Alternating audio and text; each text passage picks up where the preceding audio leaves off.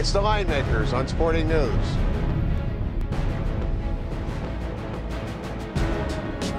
ACC action Saturday. We got number 2 Duke traveling to Maryland, play the Terps. Welcome to the Line Makers on Sporting News. I'm Micah Roberts. With me is Ricky Herron. Rick, we see Duke come off a big win against North Carolina, emotional win. Haven't done too well against the spread lately. And then you have Maryland that's been, I guess we could say, awful lately.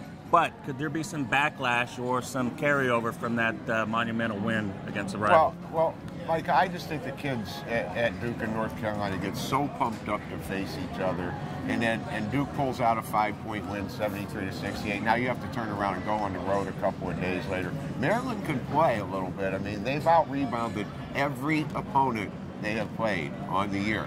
Their problem is they turn it over a lot.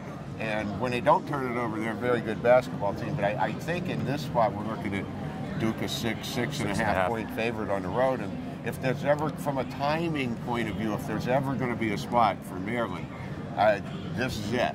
Now, on one side, we've got Maryland. They failed to cover 7 of their last 10 games, which doesn't get me excited about taking the points at home. But they did beat NC State on this floor.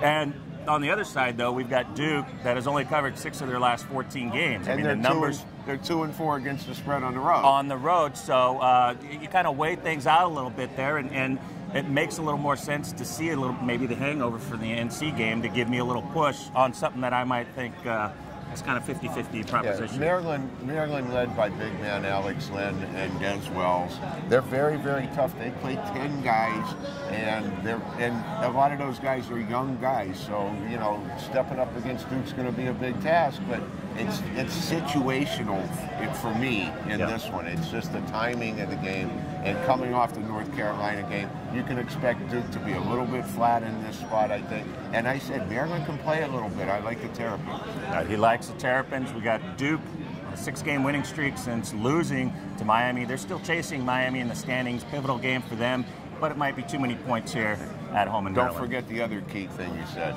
Duke number 2. Look at the results from the rest of this season so far. There we go. Go Terps.